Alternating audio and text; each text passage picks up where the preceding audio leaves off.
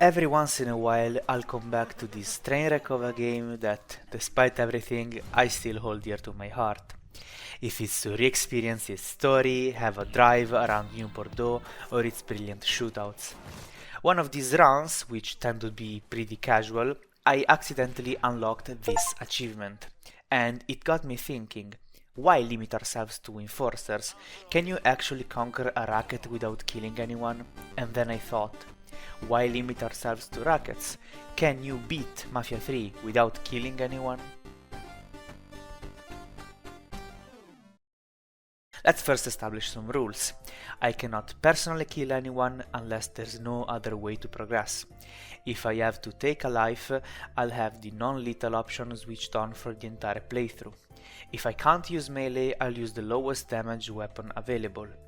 People killed in cutscenes and when I cannot control Lincoln will be counted but have a different counter.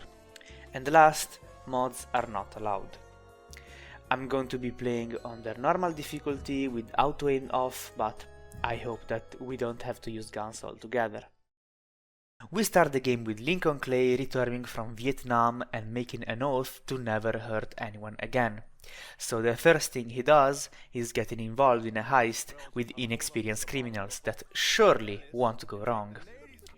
Anyways, we get control of Lincoln in this old warehouse, where we get our first optional kill, which of course we're gonna ignore. We then calmly drive to the Federal Reserve and get down to the furnace room. Unfortunately, our pacifist dreams are soon disrupted by this guard, who after yapping about incinerators for a minute, just stares Georgie down as he slowly and awkwardly slides around the room. There's not that much to work with. I tried to bring a friend from upstairs, but he didn't do anything. We could blame him for this one, but come on, we'll take responsibility. One thing I didn't mention in my review is that this game can be a bit buggy. And by a bit buggy, I mean anything could happen between a softlock and an earthquake. In speedrunning, there's a glitch that is used that I don't know if it has an official name, but essentially is wall clipping. It's very simple. You need a body and a wall that is thin enough. You go crouch, go forward until Lincoln automatically stops, tap backwards and forwards again. By using this magic trick, I clipped out the incinerator room and had access to all of the Federal Reserve, just to find out that everyone vanished. It was just me and my friend. I tried to look for anything useful, but no luck, so I just decided to leave. And then come back to see if enemies despawn or have some weird interaction with distance, but nothing really happened. Meanwhile, Georgie seems in no rush to get this heist done, so he just waits there for now. Thank you, man. I tried to provoke them and take cover in the hopes that their weapons would melt in their hands from shooting at me, but no results. So I checked if enemies can hurt each other, but doesn't seem like it. Sadly, as of now, these two guys make our counter go up 3 in total.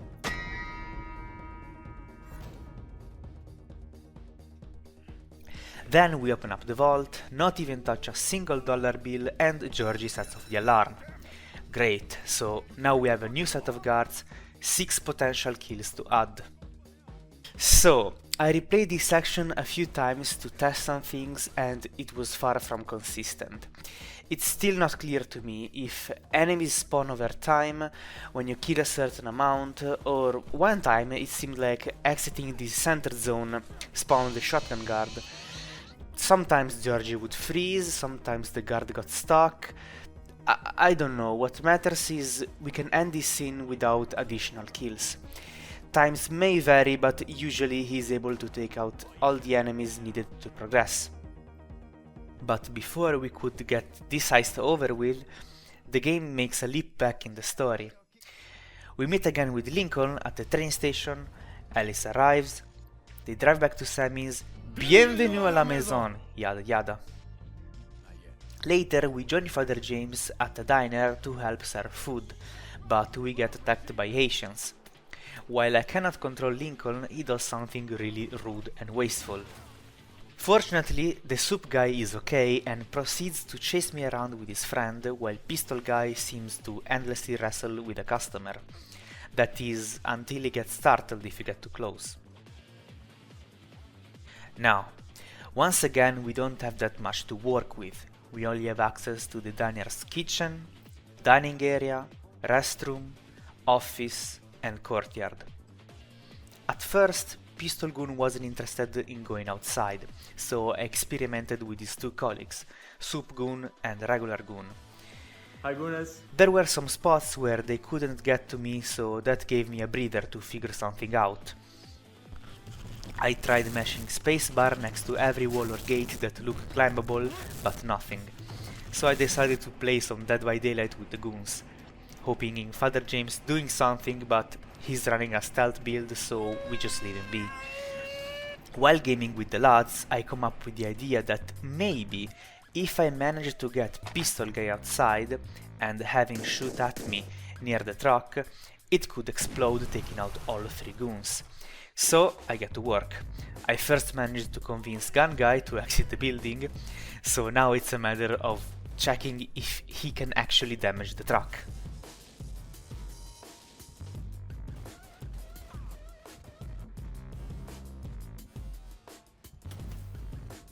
With no other option, I take out Pistol Goon, hoping that his sacrifice will lead to glitching out through a wall, but for some reason, picking up the three Asians seems to be turned off for this scene, so no wall glitch. Unless... what if someone was to accidentally get shot by a stray bullet and tragically pass away? This took many attempts, but in the end someone finally died. I mean, tragically passed away, and I was able to grab a person and clip through the wall. I'll try the usual, checking if distance affects our three goons in any way. While walking away from the diner, I need to explain something. Experiencing a scene for the first time and playing that same scene after reloading a checkpoint is not the same exact thing. This diner scene is a perfect example for this. The first time there were 10 customers inside the diner, but if you die or reload the save, everyone vanishes, leaving only our three friends. Meaning, if I have to test something with the civilians, I have to replay the entire scene. This time around wasn't too annoying, but it's a rule that we'll have to keep in mind for the rest of the playthrough. Coming back to the diner, I didn't have a corpse because the car I stored it in despawned, so I had to look for another way in, and fortunately found one pretty quickly. Our three lads seemed to have forgotten about me, but then soon remembered. I picked up a spare and wall clipped again to look for something, anything useful, and out of nowhere...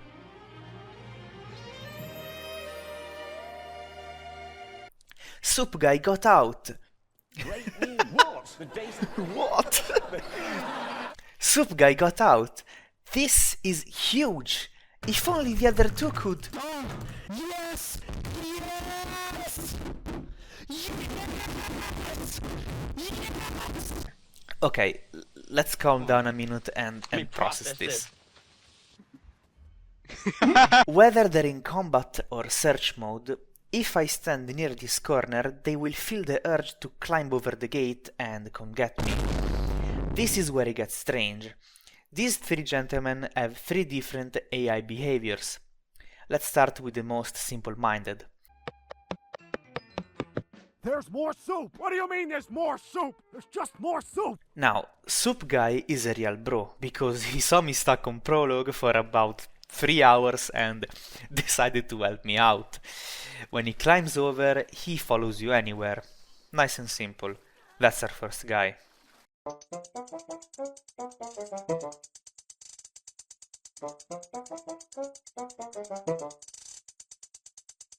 Now, Regular Guy is the only one of the three that has a set zone that he's not allowed to leave, and sometimes will be pulled like a magnet towards the gate to go back inside.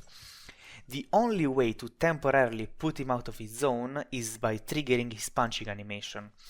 Here, I still didn't know that Regular Guy cannot punch you to death so I thought armor and syringes were mandatory, but they're not necessary at all. With some back and forth, I was able to get him in the water, so that's our second guy dealt with.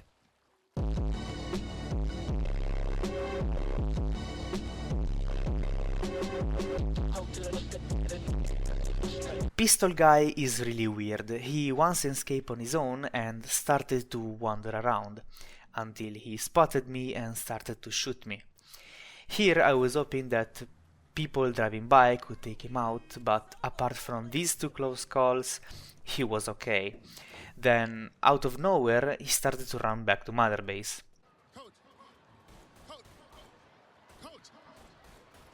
Then, I don't have any idea how, but this happened.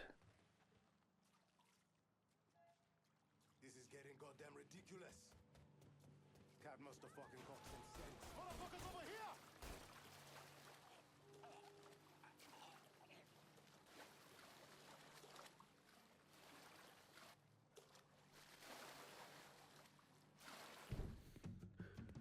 And yeah, that was it. We successfully passed this scene without kills.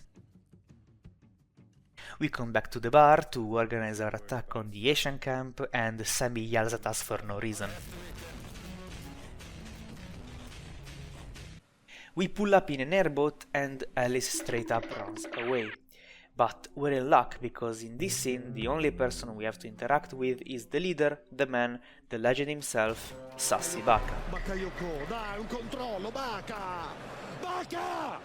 After getting jumpscared from an alligator, I sneak my way through the camp until the last 30 meters or so, where I have to make a run for it, kick the door down, and here he is. There isn't anything explosive or dangerous inside the church, and he seems pretty keen on remaining inside. I checked again if Asians could damage each other, but no luck. In cases like this, I'm not going to insist, since there's no way to avoid the cutscene. So I bonk him in the head and activate said cutscene. This is going to be our first kill out of my control, so let's pull up the other counter. Luckily, after the cutscene ended, everyone was outside waiting for me. I simply avoid the Molotov and run to the left through the speedrun route. At the camp gate, Alice seems to be in no rush, but he still shows up just in time to save me. From here, drive on over to Sammy's and we're done with this part. Next day, simply drive over to the yacht club, meet Vito, meet Sal. I want you to run the holo. I can do that. Blah blah blah, and we're back in the money heist. Georgie easily takes out the first batch of enemies and then, unfortunately, shuts off to load the money. I first tried to reactivate him, but no reaction, so I got out once more with the bodies of the guards of the previous wave. All of this while getting shot at. We exit the Federal Reserve once more, but this time we are allowed to drive cars, so I gave it a try once again. Put our friend in the boot and I went to the furthest place possible, but nothing seemed to happen. I returned back and with some difficulty I re-entered the facility, confirming that this group of guards also isn't affected by distance.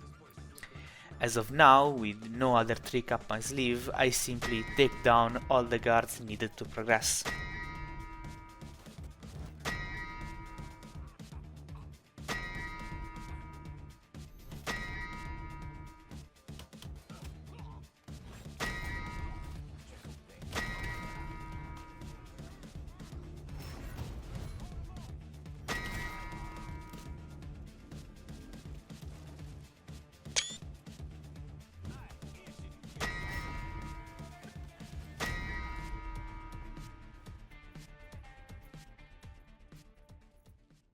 Finally, Alice and Danny do something with their useless existence and get us down in the canals. Drive the boat for a little bit, do this slow motion jump, and climb up the stairs. From here, simply walk to the payphone, walk a bit more, avoid these cops, regroup with the gang, and escape the police. I fought the law and the Lost! Betrayal happens, you know the drill. Lincoln gets shot in the head, makes a full recovery in like 4 months.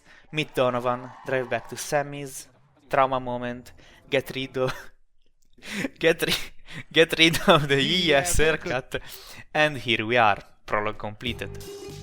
And for now, our counter is 19 for gameplay kills and 1 for cutscene kills. Next up, our first territory, Del Rey Hollow, which I'm sure will be interesting since we'll be finally free to use the open world.